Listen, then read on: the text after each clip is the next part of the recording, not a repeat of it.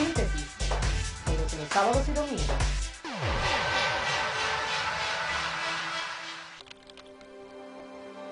No protegen las raíces de la democracia, no presentan herramientas para el cambio. Los detenidos están acusados de desobediencia a la autoridad. El gobierno permite que haya 5 días de festejos de la bacteria, del microbio y del virus. El llamado movimiento de los indignados demostró su poder de convocatoria con más de 60 movilizaciones a nivel nacional. Los políticos son los gestores de la voluntad popular. En España habrá una democracia real. ¿Quién te lo hubiese contado?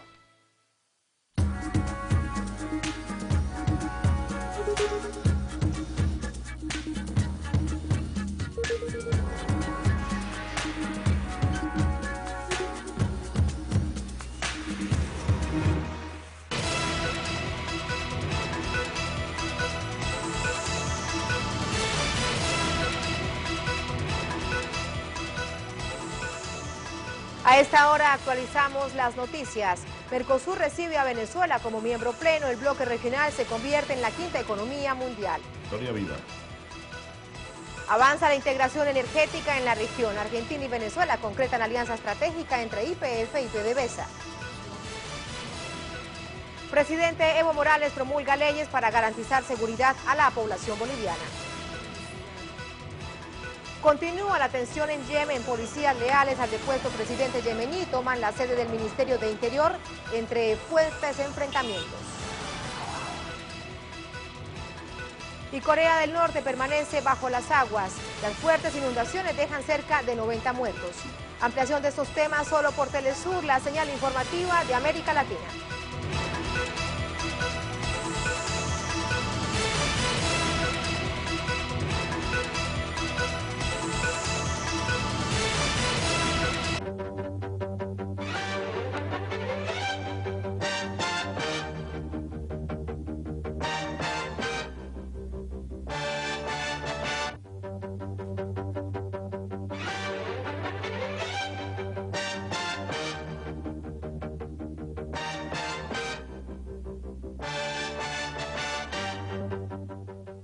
Salud amigos, tripulantes de nuestra querida, contaminada y única nave espacial. La misma que desde la última vez que nos vimos por estos medios ha dado otra vuelta sobre su eje imaginario y por supuesto sigue generando acontecimientos en pleno desarrollo. Acontecimientos que, donde quiera que ustedes se encuentren de ese lado del receptor, no dejan de ser dramáticos y nos tocan a todos, porque de alguna manera en este mundo ya globalizado, interconectado vía satélite, es casi un lugar común y una reiteración decirlo, no hay un evento, no hay un acontecimiento en cualquier lugar de él que no nos esté afectando de una manera u otra. Hoy siguen incrementándose las presiones, el drama y las muertes en Siria. El plan, hay que reiterarlo hasta el cansancio, el plan que se utilizó, la doctrina básica que se utilizó desde el punto de vista militar y político contra Libia, la están aplicando contra Siria, pero ha resultado bastante más difícil de lo que creían. Han metido todo el dinero, todos los comandos, todo el apoyo logístico, todos los dólares para las ONG, toda la guerra mediática, pero Alepo, hay aquí incluso un dramático paralelismo con lo que pasó también en Libia, la segunda ciudad más importante, se resiste a caer. Y Panetta, el secretario de Defensa de Estados Unidos, sigue dando vueltas por el Medio Oriente y declarando y diciéndole al presidente Al-Assad que ya es hora de que abandones el poder. La otra frase, que también es un cliché, si las revisan las declaraciones en épocas de crisis en los voceros de Estados Unidos, ese será el primer clavo en el cajón, en el féretro de Al-Assad. Ya se han utilizado en otras circunstancias, pero parece que estos se mueven no solo con un plan determinado y repetitivo para intentar tumbar gobierno, sino que también lo hacen para sus declaraciones, porque no parecen tener un estilo más fluido que ese. Pero con la desfachatez con que se está actuando, hay mucho ruido de fondo acá, ¿no? Y mientras nuestra querida, contaminada y única sigue girando sobre su eje, los acontecimientos que nos mandan de Alepo son otra vez la reiteración de una guerra mediática. Una vez más nos dicen, no podemos confirmar ni el lugar, ni el día, ni la hora Y esto viene de una ONG que tiene una web y cuelga estas cosas. Es decir, las grandes agencias no tienen un corresponsal de guerra allí y se prestan a la guerra mediática siendo amplificadoras y repetidoras de lo que parece estar al servicio de aquellos que intentan tumbar al gobierno con el que antes hacían negocios y le ponían la alfombra roja.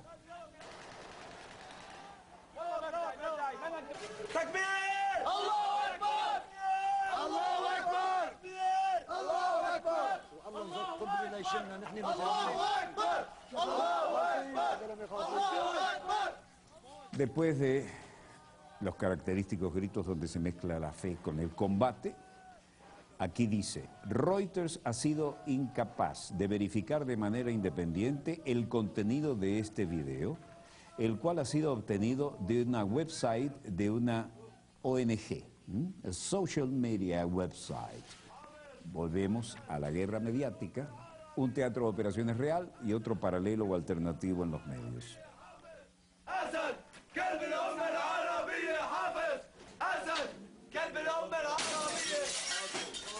Paralelamente siguen los comunicados, según los cuales, todos muy poco creíbles, se indica que el gobierno de Bashar al-Assad afirma que persigue a supuestos terroristas en la localidad donde, según la oposición, las Fuerzas Armadas se enfrentan a los rebeldes del llamado Ejército Libre Sirio. La misma técnica comunicacional que en Libia. Por otra parte, según, oigan bien, ¿les suena familiar esto como ONG? Observatorio de Derechos Humanos. Según el Observatorio Sirio de Derechos Humanos, con sede en Londres, a miles de kilómetros, cientos de rebeldes atacaron 2 comisarías de policía en Saladin y en Bab Nairab, y al menos 40 policías murieron durante esos combates que duraron horas. Entre los muertos figuraría el jefe del puesto policial de Sahlin, donde los insurgentes destruyeron 3 vehículos. Además de las comisarías, en la madrugada los rebeldes habían atacado con lanzacohetes, los clásicos RPG, los que se lanzan sobre el hombro, la sede del Tribunal Militar y la sede del partido Baas, el partido de gobierno, en la misma ciudad. También hubo combates en las inmediaciones de la sede del poder central. En Turquía, en Ankara, Tayyip Erdogan también declara y le hace el juego a la OTAN como corresponde, la esquina sensible, aunque no lo dejen entrar a la Unión Europea, que tal vez ahora ni le interese, ¿no? Se incrementa la crueldad en los recientes días, hay obvias señales, es inevitable que el fin se aproxime, dice Tayyip Erdogan, refiriéndose a Siria, con la voluntad de Dios y la hermandad del pueblo sirio en el Medio Oriente, pronto tendremos el fin de un sangriento dictador y este régimen que fue construido sobre la sangre llegará a su final. En Siria, el régimen de Assad ataca a su propio pueblo, el pueblo de Siria, por métodos crueles, está en una situación desesperada, tiene las manos manchadas de sangre y sus camaradas también, se están acercando al fin de su vida y no hay cosas diferentes, sino similares a las que ha pasado a los dictadores que previamente han caído. Y luego dijo, recuerda que Erdogan y Obama han acelerado la transición política en Siria. Bueno, eso es lo que quiere Obama y es con lo que está de acuerdo Erdogan. Hablaron largamente por teléfono y durante la conversación, señala un texto oficial, trataron las cuestiones de los esfuerzos de coordinación para acelerar el proceso de transición política en Siria, lo que incluye la salida de Bashar al-Assad y que se satisfagan las legítimas demandas del pueblo sirio, dijo. El texto añade que los 2 dirigentes expresaron su creciente preocupación por la situación humanitaria en Siria, que es cada vez peor a causa de los ataques del régimen sirio contra su propio pueblo y por su salvajismo.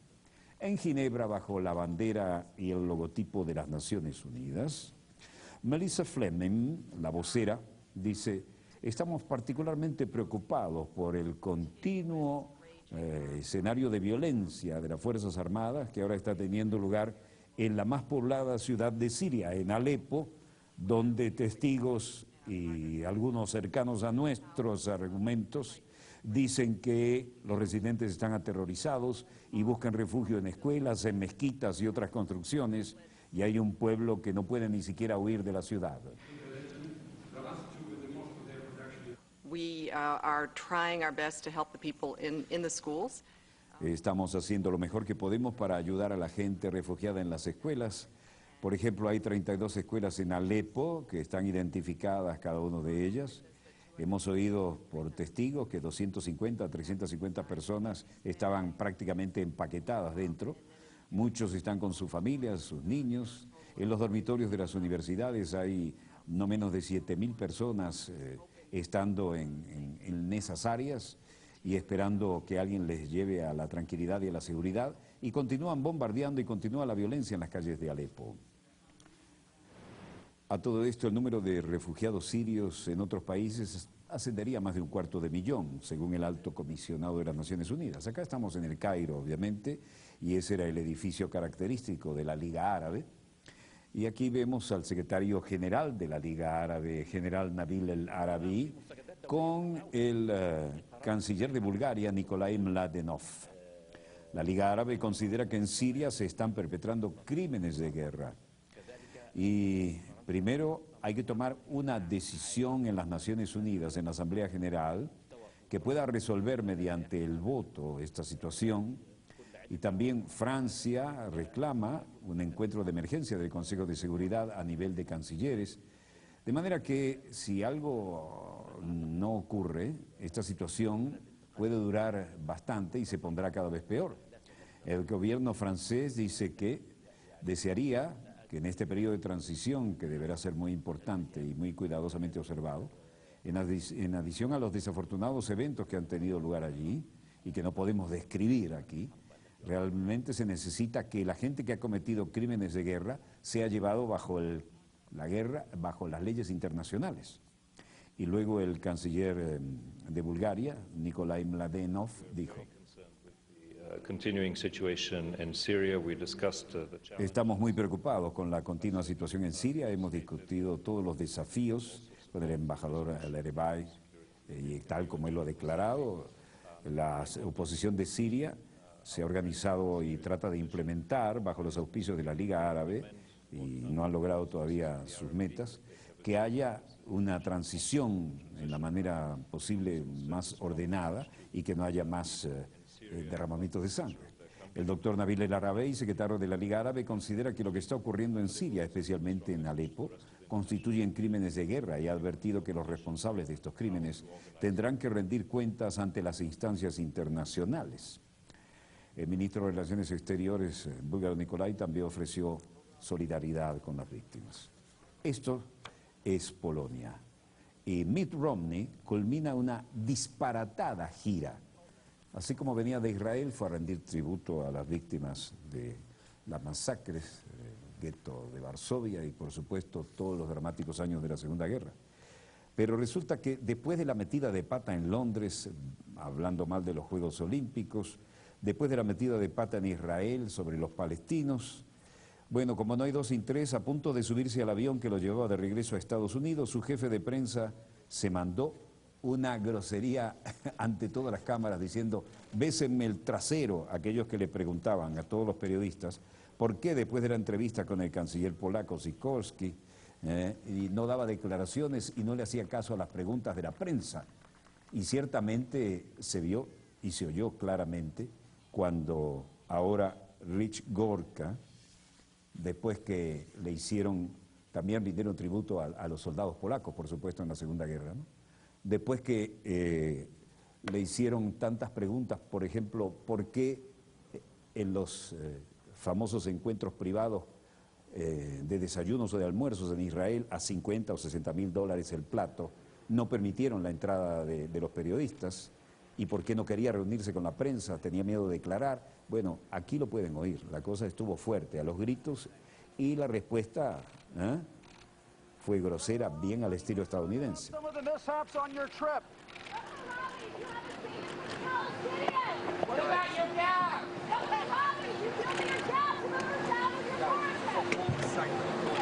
Para decirlo de una manera suave, ahí él ni abrió la boca porque va de metida de pata. Vean los blindados y las escoltas que lleva, ¿no?, el candidato republicano. Pero su jefe de prensa ahora tomó la vocería y Rick Gorka dijo: bésenme el trasero.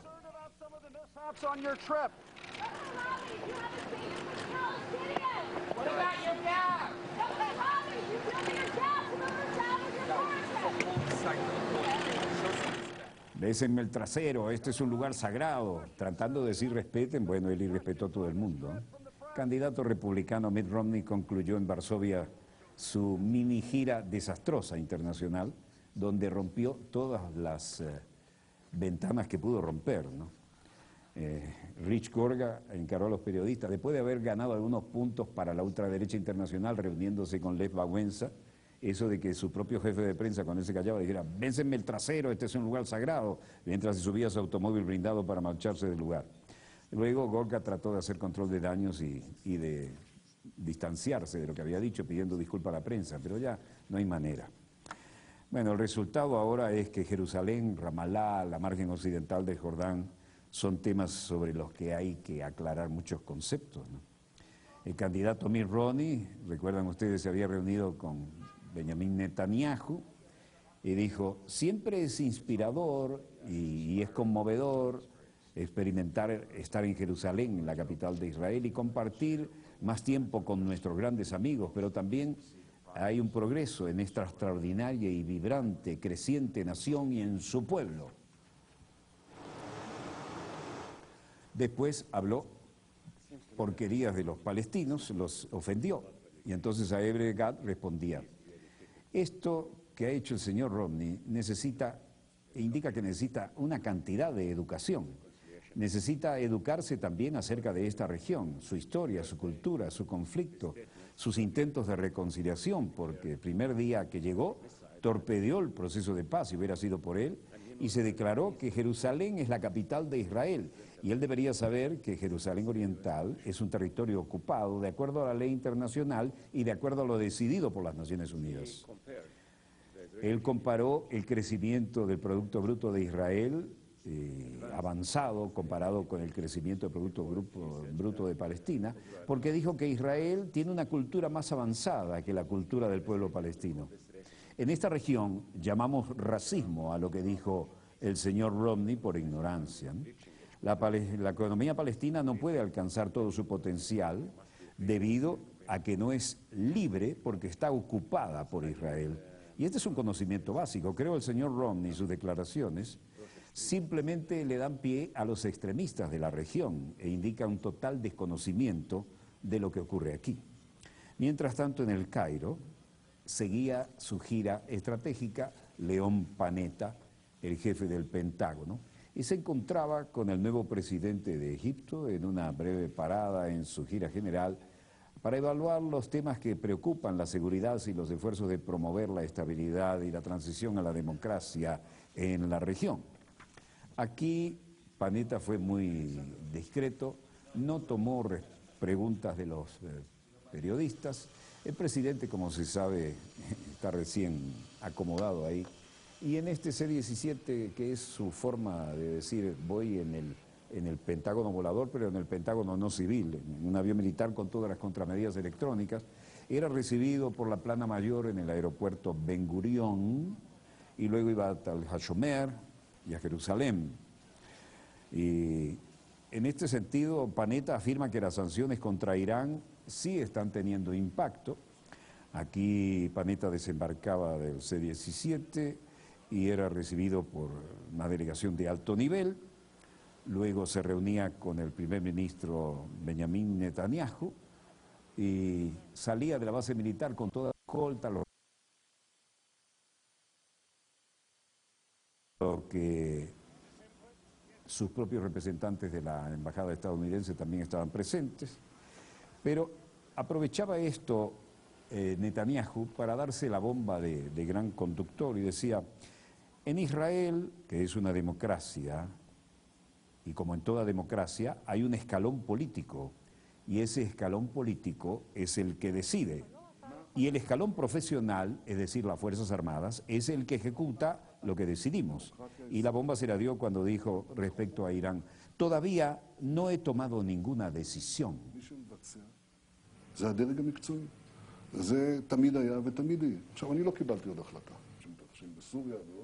Es decir, está jugando a la guerra va a ir cuando yo quiera, soy el comandante en jefe y será cuando yo lo diga.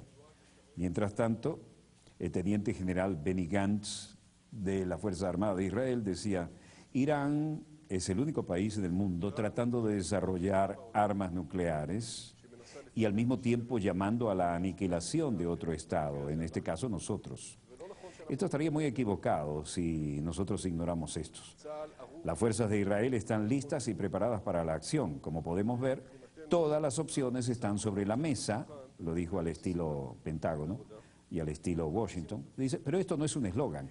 Estamos trabajando en un plan, hemos trabajado en él, y la verdadera discusión es en el escalón político, porque nosotros pensamos que podemos poner en práctica lo que ellos decidan. Otro disparo por elevación a Irán. Y en Irán critica la manipulación política sobre el tema del petróleo. Mahmoud Ahmadinejad, el presidente, decía: esto es muy cómico. Los países occidentales usan el petróleo como un arma política contra un país que es el mismo productor de petróleo. Esto es tan ridículo, esta conducta de un puñado de retardados políticos, que es difícil hacer otra cosa que reírse. Unos necesitan el petróleo y a medida que lo necesitan como otros como una herramienta de presión, entonces toman el curso de la insolencia tratando de hacerse entender. Es ridículo. Luego dijo: juro a Dios que,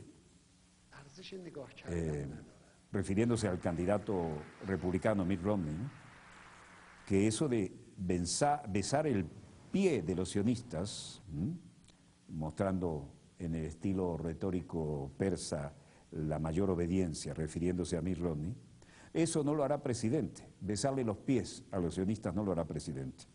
Los sionistas están muy deshonrados y esto le va a costar mucho. En suma, la situación se complica. Y León Panetta llega a Israel para tratar el programa nuclear de Irán, y de allí ya sabemos lo que puede salir. Mientras tanto, en Atenas, la troika, que nunca declara y que siempre anda con sus guardaespaldas rapiditos, se hace nuevamente con el escenario, pero no declaran, y Grecia advierte que sus reservas en efectivo están casi agotadas. Las reservas de caja, pese a todo el salvataje, ¿no?, y pese al enorme salvavidas de plomo, no sirvieron. Las reservas de caja están casi en cero. No sabemos hasta cuándo, pero sí sabemos que estamos al límite. No recibimos el tramo de ayuda, ni tenemos resuelto el problema de los bonos que están en manos del Banco Central Europeo y debemos pagar el 20 de agosto. Esto es terrible.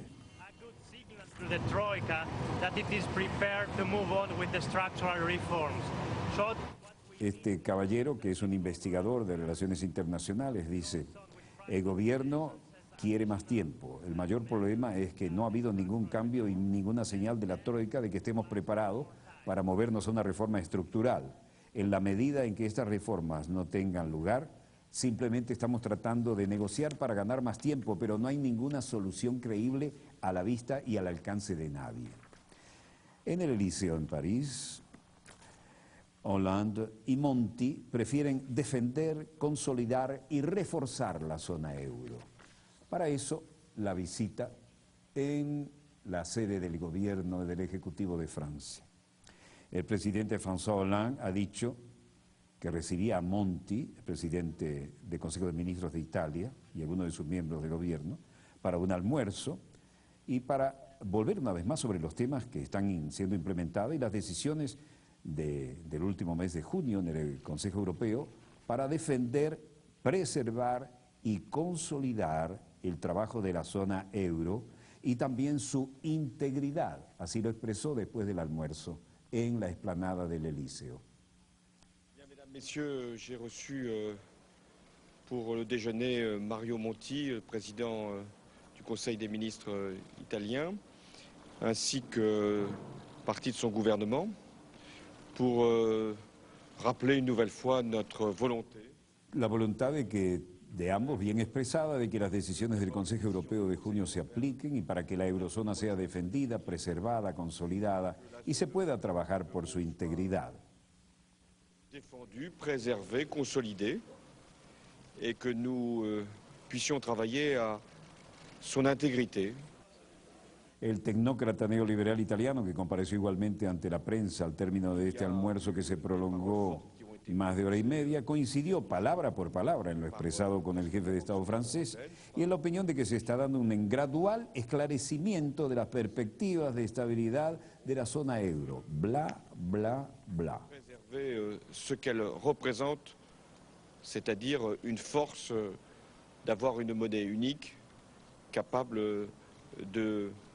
Algunas palabras fuertes han sido dichas en estos días por representantes del Banco Central Europeo sobre los jefes de Estado y los gobiernos. Pienso que la zona euro quiere preservar lo que representa y por eso queremos mantenernos con una misma moneda capaz de vivir en una Europa con coherencia y con un proyecto común. Mario Monti dijo, bueno, estoy de acuerdo con las palabras, todo lo que ha dicho el presidente Hollande. Digo que buscamos un gradual mejoramiento de los prospectos de estabilidad en la zona euro y esperamos contribuir para la estabilidad y el crecimiento de la zona euro también. La sua capacità di contribuire alla crescita economica e sociale dell'Europa. Merci. Sí. Un suave apretón de manos, un darse las gracias mutuamente, acompañarlo hasta la limusina, el brazo en la espalda. El idioma gestual parece haber sido un poco más significativo que en otros encuentros anteriores, pero en suma, aquí lo que hay es más la expresión de los buenos deseos que la constatación en la realidad económica de la que vive el viejo continente, que esos buenos deseos son la realidad actual. Hasta ahora no hay más que pompa y circunstancia, pero también pompas de jabón en lo que se refiere a la economía del viejo continente. Vamos a la realidad de los mercados en las variables que nos interesan. El precio del petróleo venezolano se mantiene estable en $97.07. El de la OPEP sube a $102.94. Baja levemente el Brent del Mar del Norte y se sitúa en $106.12. El West Texas también levemente a la baja, $89.93. El precio del oro en estas circunstancias obviamente sigue subiendo. Y al cierre de las cotizaciones, a nuestro cierre, no el de usted si nos ven diferido, la onza Troy estaba a $1.623.30. Subía el cobre también, que cerró en 7.546 la tonelada, y el café bajaba nuevamente, el quintal quedó en 174,75, pero tampoco nada mal. En cuanto al precio del euro, vuelve a bajar, las circunstancias no son nada optimistas y queda a 1.22 respecto al dólar estadounidense. Es la hora exacta de un corte. Volvemos de inmediato con más acontecimientos en pleno desarrollo. Ya volvemos.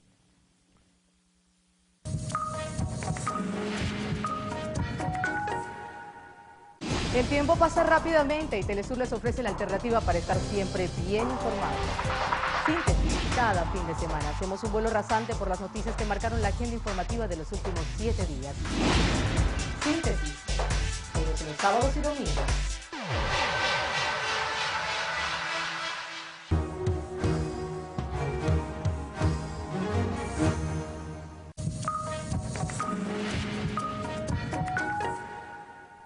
Volvemos con más acontecimientos en pleno desarrollo. A esta hora, muy probable que el comandante de la Fuerza Aérea de la República Bolivariana de Venezuela esté siendo condecorado por el jefe del gobierno de la hermana República de Nicaragua, el comandante Ortega, y también está reunido el rectorado de la Universidad Nacional Experimental de las Fuerzas Armadas, los saludamos, pero toda la pauta que hoy podía hacer referencia a estos elementos, que de todas maneras estamos esperando transmisión satelital, especialmente de Nicaragua, cambia, para variar, nuestra pauta informativa, porque Brasilia es el epicentro de un acontecimiento absolutamente histórico. Y ese acontecimiento es la concreción ya irreversible, pese a los que intentaron el golpe de Estado en Paraguay y los que estaban trancando esto, que ahora el Mercosur llega desde Tierra del Fuego, desde la Patagonia, pasando por Uruguay y su futuro puerto de aguas profundas de valor estratégico enorme, por toda la enormidad de Brasil y llega hasta el Caribe a través de la República Bolivariana de Venezuela. Esto es un evento que trae, pero de cabeza, a mucha gente que no quería que esto se transformara en una realidad, porque de un lado está la parte política como es el ALCA, en la parte económica y lo concreto de la soberanía expresada en términos económicos y de integración, es por supuesto el Mercosur. Y aquellos que están en los tratados bilaterales ya saben cuál es la realidad que otorgan este tipo de tratados. Así que surge una potencia a escala planetaria que representa en todo el planeta la quinta economía del mundo. Palacio de Planalto, en medio de esa extraordinaria labor arquitectónica de Niemeyer, la Guardia de Honor, y aquí la convergencia de los mandatarios del Mercosur haciendo realidad una vieja aspiración que engarza con lo que soñaron como patria grande todos los próceres que nos dieron independencia. La presidenta Dilma Rousseff afirmó que el Mercosur se convertirá en la quinta mayor economía del mundo y destacó las grandes reservas petroleras y gasíferas de Venezuela, entre otros minerales, que fue incorporada formalmente al organismo de integración regional en la ceremonia celebrada aquí en Brasilia. La mandataria puso de relieve la importancia de fortalecer el bloque regional como forma de contrarrestar los efectos de la crisis global. A partir de la inclusión de Venezuela, formalizada hoy en el Palacio de Planalto, el Mercosur, enfatizó Dilma, es la quinta economía del mundo, solo superada por Estados Unidos, China, Alemania y Japón. Así lo dijo la presidenta Dilma Rousseff, presidenta pro tempore del bloque hasta diciembre próximo. Recibía aquí a la presidenta de Argentina, quien era saludada como de costumbre en la forma más cariñosa por el presidente de la República Bolivariana de Venezuela, Pepe Mujica, allí integraba el cuadro. Esto tiene un significado histórico, el hecho de que Venezuela se convierta en el quinto Estado miembro de Mercosur. Esta es la primera ampliación desde su creación en 1991. Hace tiempo que deseábamos un Mercosur ampliado en sus fronteras, dijo. La reunión extraordinaria aquí, donde los abrazos hacían presagiar la concreción de este viejo sueño, también contó con la participación del flamante miembro del grupo, es decir, el presidente de la República Bolivariana de Venezuela, la presidenta argentina Fernández de Kirchner, Cristina, y el mandatario uruguayo José Mujica, cordialmente Pepe. En un discurso de menos de 10 minutos ante decenas de periodistas locales y varios enviados en la región, Rousseff dedicó un tramo importante a la significación que adquiere la adhesión venezolana cuando justamente el mundo enfrenta una crisis económica severa. En este sentido, mencionó asimismo el aporte que representa contar en el Mercosur con un miembro dotado de semejantes reservas energéticas tan cuantiosas, y esta unidad es ahora irreversible. A partir de ahora nos extenderemos de la Patagonia al Caribe. Tendremos un Producto Interno Bruto de 3,3 billones de dólares. Somos una potencia energética y potencia alimentaria, lo que está dando mayor dimensión geopolítica al bloque. La decisión concretada hoy ya fue adoptada por los presidentes Cristina Fernández de Argentina, Dilma Rousseff de Brasil, José Mujica de Uruguay, durante la cumbre del Mercosur realizada el pasado 29 de junio en Mendoza, Argentina, luego de la suspensión del Paraguay para asistir a los órganos deliberativos del bloque, debido al golpe de Estado que destituyó al expresidente Fernando Lugo. El comunicado emitido por la Cancillería en Asunción expresó que la incorporación de Venezuela en los términos de la declaración de los tres presidentes es un atropello inaceptable a toda la institucionalidad y a la normativa expresa y vigente en el bloque. Bueno, esa declaración no vale ni el papel en el que fue escrita, porque aquí está la realidad contundente que le pasa por encima. La Cancillería agregó que una declaración de presidentes no constituía. Vaya que constituye. Aquí se está constituyendo esa realidad. Cautelosa y no somos favorables a retaliaciones económicas que puedan causar prejuicios al pueblo paraguayo. Mantenemos la normalidad de los frutos económicos y comerciales y de los proyectos en ejecución en Paraguay con los recursos del FOSDE. Nuestra perspectiva es que Paraguay normalice su situación interna para que pueda rever sus derechos en el Mercosur. Brasil en condición del trabajador del Mercosur en ese semestre tiene responsabilidades aumentadas. No tenemos apenas que mantener el buen funcionamiento del bloque, pero también llevar adelante en coordinación con nuestros países iniciativas que puedan contribuir para hacer face al grave cuadro de la economía internacional. Uno de los principales desafíos del Mercosur tiene que ver con la competitividad de nuestros sectores productivos. Y eso está íntimamente vinculado a la innovación tecnológica, a la potencialización de las capacidades de búsqueda, a las formaciones de recursos humanos en áreas de pobreza. La presidenta Cristina Kirchner, durante la presidencia por tempore de Argentina en Mercosur, en el semestre pasado, había dado inicio a los debates sobre las necesidades de una mayor cooperación en Mercosur en ciencia y tecnología, con énfasis en la innovación y capacitación de recursos humanos en áreas estratégicas. Durante la presidencia pro tempore de Brasil, esperamos poder madurecer las iniciativas y destaco la necesidad de construir una red de cooperación que entregue nuestras universidades y centros de pesquisa. Brasil está convencido que el Mercosur es y debe permanecer parte importante y fundamental de nuestros proyectos nacionales de desarrollo. El mercado regional ampliado debe ser cuidado y preservado. En un momento de crisis mundial, el patrimonio que juntamos con una consolidación del mercado regional se hace más precioso. Para tenerse una idea, considerando los 4 países más ricos del mundo, Estados Unidos, China, Alemania y Japón, el Mercosur es sumado la quinta economía de esta orden. La presencia de Venezuela en el Mercosur apunta mucho en ese sentido. Amplía nuestra capacidad interna, refuerza nuestros recursos, abre oportunidades a varios emprendimientos. Invito a todos los sectores interesados de la sociedad brasileña y de los países vecinos a sumarse a los desafíos de construir una región más fuerte y más próspera, en beneficio del desarrollo económico y social de nuestra sociedad. Tenemos la responsabilidad y el compromiso de garantizar el desarrollo del desarrollo social y de la inclusión de renta, así como mayores y mejores oportunidades a los 270 millones de suramericanos que pasan a formar parte del Mercosur. Muchas gracias.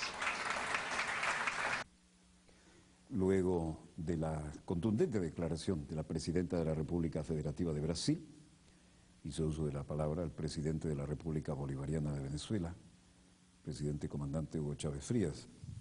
Y Chávez dijo que la derecha paraguaya va en contra de los ideales de integración del Mercosur. Paraguay está suspendido, no es parte del Mercosur. Ahora somos 4 países, destacó el presidente Chávez.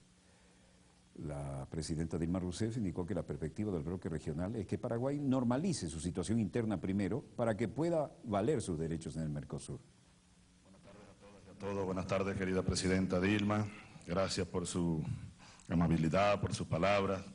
Querida presidenta Cristina, querido presidente Pepe, queridos cancilleres, compañeros, compañeras.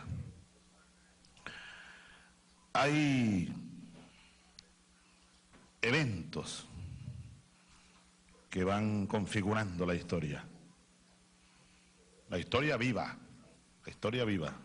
sobre el territorio, tiempo y espacio, como sabemos, 2 elementos esenciales. En fin, nosotros, y es un reto que tenemos, compañeros venezolanos, señor canciller, ministros y pueblo venezolano que pudiera estarnos viendo desde aquí, oyendo, es la más grande oportunidad histórica que en 200 años se nos presenta en el horizonte, porque éramos una colonia. Venezuela estaba condenada al subdesarrollo, al atraso, al coloniaje, a la miseria. Habiendo sido el primer exportador de petróleo del mundo durante más de medio siglo, terminamos el siglo XX con casi 60% de pobreza, 25% de miseria, y eso generó la explosión, la revolución pues, una revolución social que nos arrastró como un huracán y aquí nos trajo. Luego hemos podido, gracias a Dios y a nuestro pueblo, darle rumbo, estabilizar y crear nuevas instituciones como producto de un proceso revolucionario, legítimo, democrático. De allí que quería insistir en este punto para agradecer esta inmensa oportunidad. Nosotros, lo he dicho ayer, lo he dicho hoy, estamos ahora ubicados como miembro pleno del Mercosur en nuestra exacta perspectiva histórica. Es esta. Nuestro norte es el sur. Estamos donde hemos debido estar siempre. Estamos donde Bolívar nos dejó pendiente para estar, para ser, más allá de estar incluso. Nos están ustedes permitiendo ser nosotros mismos, volver al ser originario. No olvidamos nosotros nunca que nuestro padre Bolívar apenas terminó la guerra en Venezuela, la guerra armada de liberación, a caballo casi llegó a Buenos Aires. Como San Martín, a caballo casi llegó al Orinoco. Estaban claros ellos hacia dónde teníamos que impulsar las nacientes repúblicas. Y a pesar de que en Brasil aún existía, era un imperio, el imperio portugués, como sabemos. Sin embargo, Bolívar, visionario de la geopolítica y del futuro, estableció relaciones con el Brasil y acuñó una frase luminosa que hoy tiene mucha vigencia. En una carta que Bolívar le hace al primer embajador que envió Brasil a la Gran Colombia en 1830, el último año de su vida política y su vida física, Bolívar escribe la carta y le dice: señor embajador, el Brasil es la garantía más grande que nos ha enviado la providencia para asegurar la continuidad de nuestras nacientes repúblicas. Por eso hoy estamos en esa exacta perspectiva histórica. Y además nos hemos comenzado a ubicar en nuestra exacta dimensión geopolítica. Este es nuestro mundo. Este es nuestro lugar en la historia. Este es nuestro sitio. Esta es nuestra esencia. Suramérica. Y dentro de esta gran patria, el Mercosur como gran motor.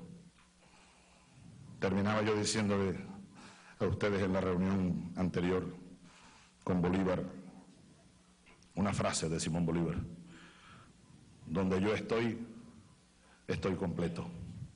Venezuela llega a Mercosur completamente, con toda nuestra pasión, con toda nuestra fuerza, con toda nuestra voluntad, con todos nuestros deseos de integrarnos verdaderamente, como lo ha dicho Dilma, como lo ha dicho Cristina, como lo ha dicho el PP. Un nuevo mecanismo de integración que vaya más allá del comercio. En Venezuela hoy, por ejemplo, estamos en un proceso acelerado de construcción de viviendas. 3 millones de viviendas necesitamos construir los próximos 6 años. Bienvenidos las empresas, los constructores argentinos, uruguayos, brasileños del Mercosur, así como hay empresas rusas, empresas iraníes, empresas bielorrusas, chinas, construyendo miles de viviendas en Venezuela.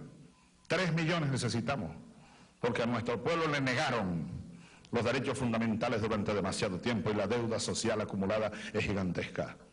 En Venezuela en este momento estamos impulsando la creación de 8 polos petroquímicos, dado que ya hemos certificado una reserva de cerca de 200 trillones de pies cúbicos de gas, y esa sigue creciendo, esa reserva, que nos va a ubicar en un 5.º o 4.º lugar en el mundo. En Venezuela está en marcha ahora mismo Yo creo que es el más grande proyecto petrolero que hay en este planeta, no hay otro.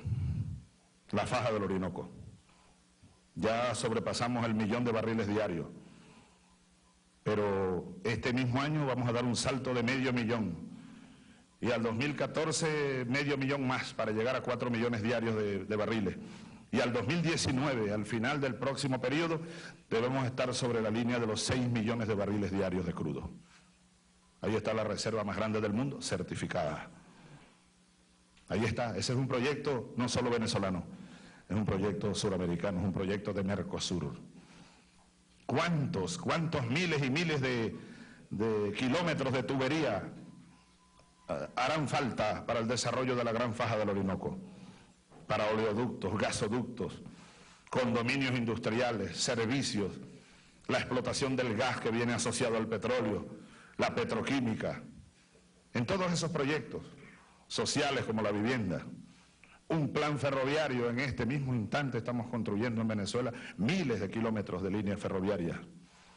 Pues tenemos que adelantar esos proyectos y luego engancharnos con las líneas férreas de Brasil, de Uruguay, de Argentina, de Paraguay. Algún día tiene que haber, siempre lo he dicho, una línea férrea, un ferrocarril desde Caracas a Buenos Aires y más allá hasta la Tierra del Fuego. Ese es nuestro rumbo, pues. Por eso, Cristina, Dilma, Pepe, todos ustedes estamos tan felices, porque sigue cambiando la historia. Sigue apareciendo en el horizonte esta, nuestra gran patria, porque nuestra patria será una sola y grande. Preservemos la independencia y con la independencia el desarrollo integral. Y Mercosur es sin duda la locomotora más grande que existe para preservar nuestra independencia y acelerar nuestro desarrollo integral. Muchas gracias, Dilma, gracias, Cristina, gracias, Pepe, muchas gracias. El presidente venezolano declaró a la prensa que se sentía bastante bien por los compromisos ratificados, recalcando que este convenio es el fortalecimiento del eje Buenos Aires-Caracas.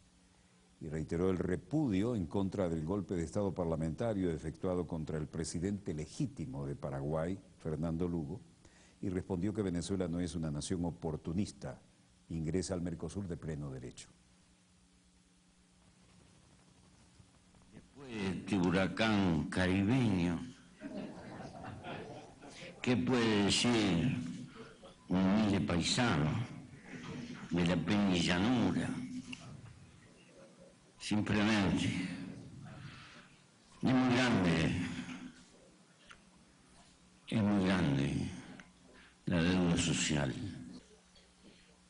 Los más pobres, la gigantesca mayoría, no encuentra nítida conciencia para expresarse. Se está expresando un poco a través del verbo solidario de minorías intelectuales que encabezan los partidos que más piensan por la gente. Las grandes mayorías están allí, como contemplando este debate, y nuestro deber es incluirla y que participen y que tomen cuentas que acá se está jugando precisamente su porvenir de carácter histórico. La historia del futuro no la puede escribir la gente que lee 2 diarios por día. La historia del futuro la tienen que escribir las gigantescas multitudes que todavía son nuestro ejército de reserva que está allí, luchando por vivir, por lograr lo mínimo, los postergados, los olvidados, los acumulados, los que son la causa perdida, pero que en el fondo expresan el yerno de nuestras nacionalidades.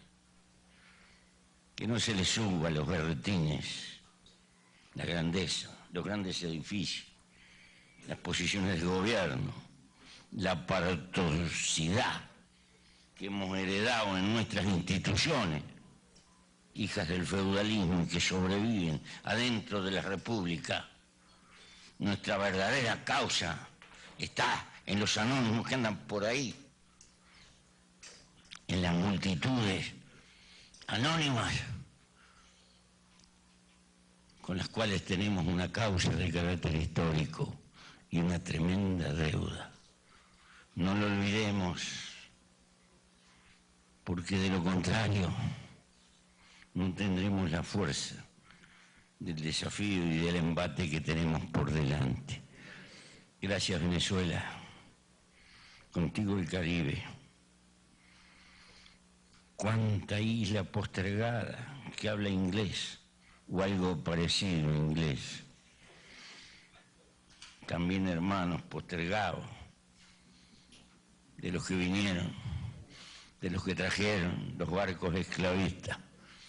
La siembra de dolor que se hizo en esta América. Nunca nos olvidemos de eso. La deuda que tenemos con la negritud.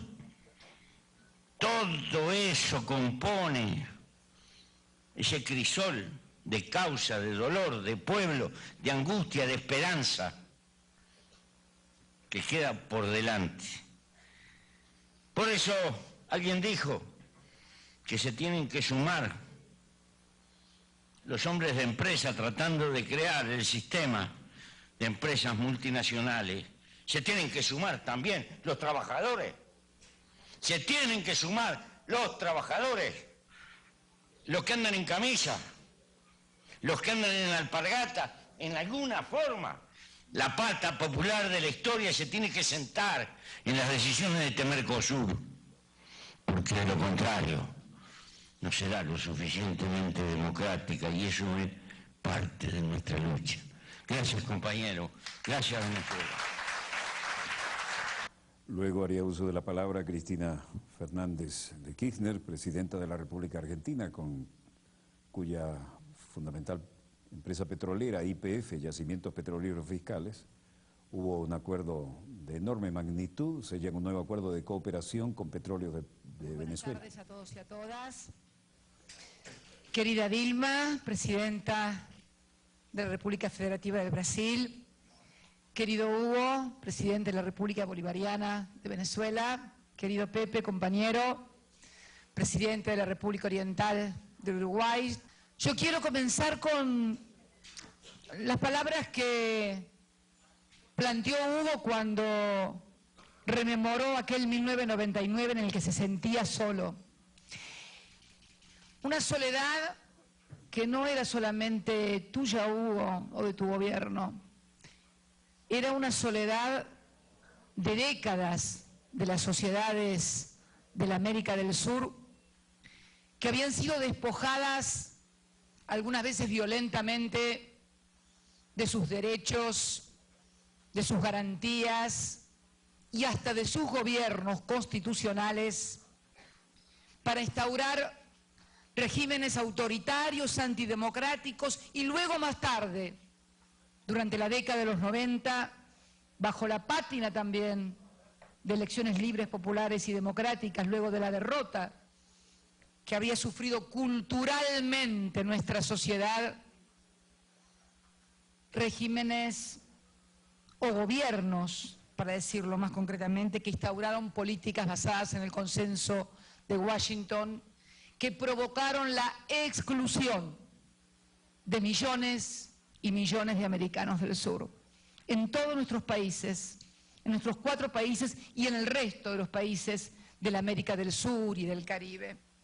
Por eso tu soledad no era una soledad ni personal ni gubernamental, era una soledad política y cultural de nuestra región de la América del Sur. No sé si serían los 100 años de Gabo García Márquez, pero fueron por lo menos décadas de soledad luego de los derrocamientos de gobiernos populares, como el de Perón en la Argentina, el de Getúlio Vargas aquí en Brasil. Soledades que arrestaron también Tiradentes, muertos en el exterior, Bolívar, Artigas, San Martín, Solano López, soledades de los pueblos. Por eso creo que hoy estamos ante un día histórico. El ingreso de la República Bolivariana de Venezuela al Mercosur, a este Mercosur denostado, en el que En muchas de nuestras sociedades se descreían y apostaban a su fracaso. Pero mira cómo han cambiado las cosas. Miren cómo hemos podido torcer la historia. Miren cómo hemos podido torcer la historia.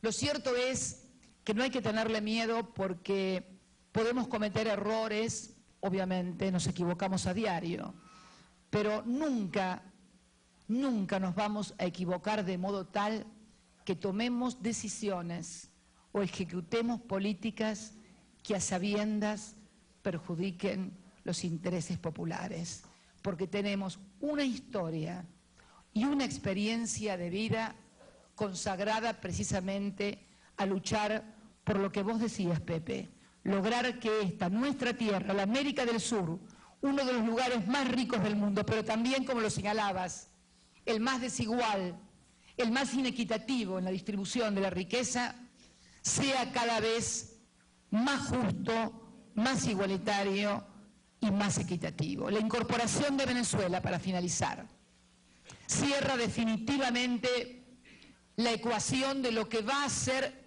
este siglo XXI. Energía, minerales, alimentos, ciencia y tecnología. De las cuatro tenemos quienes estamos sentados aquí. De nuestra inteligencia y de la inteligencia de nuestras sociedades, porque esta es una gran batalla cultural. No crean que es una batalla de ideas políticas o económicas, es una gran batalla cultural, porque durante mucho tiempo nuestras sociedades, inclusive nuestros hombres de empresa, fueron sometidos al bombardeo de que otros eran los paradigmas y otros eran los modelos. Nuestro gran desafío, además de la construcción cotidiana de instrumentos y de políticas, es seguir dando todos los días profundamente esa batalla cultural. Y como los conozco a los cuatro, a los tres, y me conozco, sí, en el fondo me conozco yo, la vamos a seguir dando, no en términos individuales, no estoy hablando en términos de Dilma, Pepe, Hugo o Cristina. No nacimos ninguno los cuatro de un repollo. Formamos parte de proyectos colectivos, nacimos a la política colectivamente, no somos proyectos individuales. Hay atrás nuestros partidos con mucha historia, movimientos sociales y políticos con mucha historia. No estamos solos, representamos en todo caso esa fuerza social, esa fuerza histórica de nuestros pueblos que se juntan inclusive en estos 200 años de historia para marcar por fin que la soledad ha terminado porque nos hemos encontrado. Muchas gracias y muy buenas tardes a todos y a todas.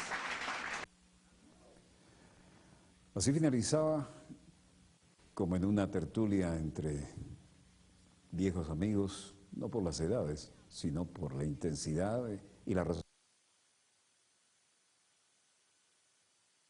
Partido histórico, para decirlo coloquialmente. Podemos decir que el equipo de la patria grande latinoamericana y caribeña, 4. Y aquellos que le hicieron el juego, incluso fabricando golpes de Estado para que esto no ocurriera, 0. La voz de los pueblos ha hablado a través de sus genuinos representantes. Y podemos decir también que este es un día para la historia porque en nuestra querida, contaminada y única nave espacial, a partir de este simple gesto político que tiene detrás tanta carga histórica, somos la 5ª potencia en ella. Donde quiera que se encuentren de ese lado del receptor, gracias por permitirnos estar allí con ustedes. A nombre del equipo Dossier, les habló Walter Martínez. Disponga usted de las cámaras, señor director.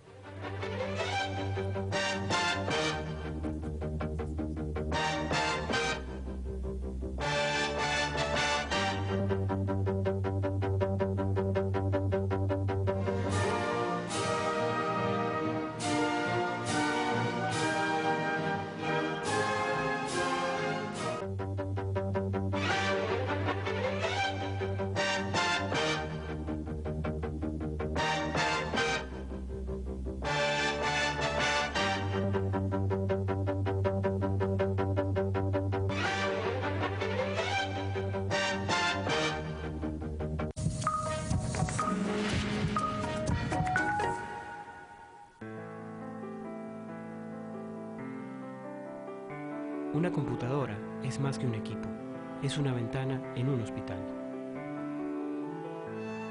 Permanecer en la escuela es más que estudiar, es la posibilidad de cumplir un sueño.